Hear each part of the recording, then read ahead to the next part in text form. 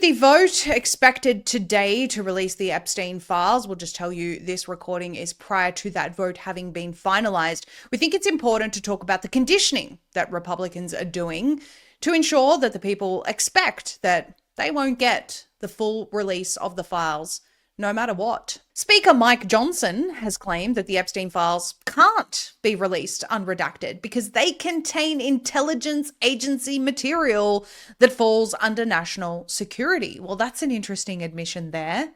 He says it's dangerous to force the DOJ to declassify documents they didn't create, especially when they involve other agencies like the CIA or NSA. Johnson warns that releasing the Epstein files unredacted would put national security at risk. Take a listen. All right. Number 5, national security concerns, okay? The discharge requires the Attorney General to release within 30 days, quote, classified information to the maximum extent possible. This ignores the principle that declassification should always rest, and always has rested, with the agency that originated the intelligence. Why?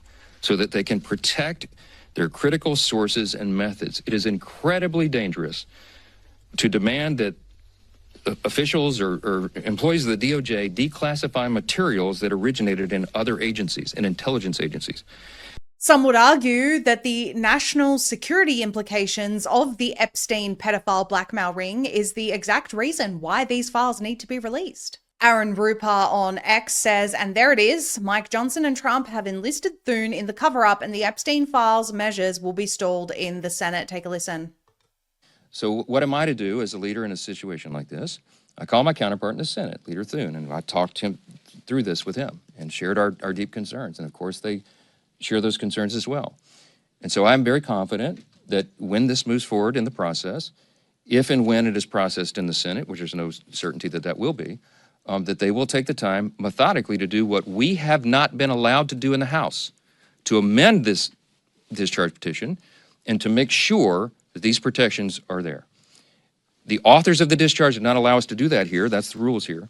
But in the Senate, they can correct it. And Benny Johnson, who is often very positive towards the administration, has responded to this press conference. It is essentially obviously clear to everyone what's going on here, and he's had enough. Take a listen. And so by just all right, enough. I've heard it, and I'm done with it. I've heard it, and I'm sick of it. Honestly, I'm sick of it.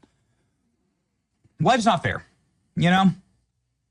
Like, sometimes there are just, like, unfortunate political realities. Things snowball, and life's just not fair.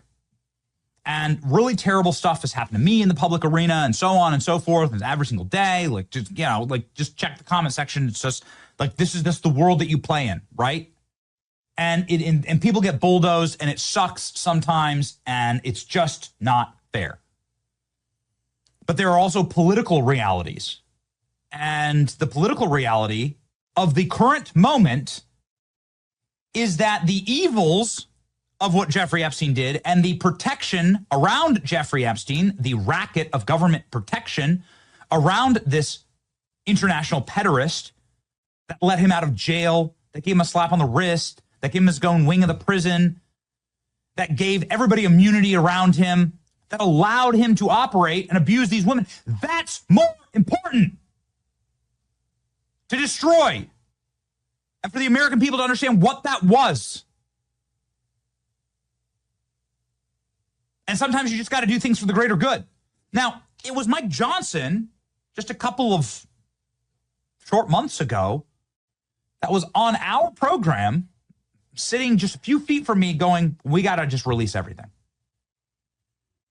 And so that was the right take.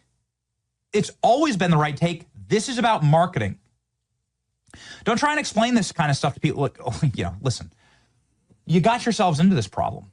And we mentioned this on yesterday's broadcast, but our question was, well, if the whole Epstein thing was a hoax, because that's been, I guess, the way that they're planning to manage the marketing side of this, it's just a Democrat hoax. Well, how can you allocate federal resources and taxpayer dollars to investigating an alleged hoax? Why would you be allocating taxpayer dollars to investigating a hoax? It makes no sense.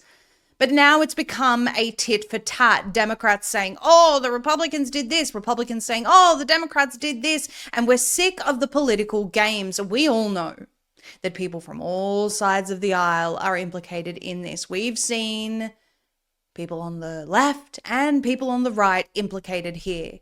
And the reality is the public are not going to forget this. They're not going to just move on from this. They're not going to submit to political theater around this issue because it's too important. And we're not going to forget people that are inside the administration now who spent years telling us about Epstein. Everything has to come out. And this investigation, some people have opined that this new investigation that Trump has directed Pam Bondi to do is really just about stalling the release of the files, because if there's an open investigation, which is actually something that there's a provision for in the bill, if there's an open investigation, then they can't release anything.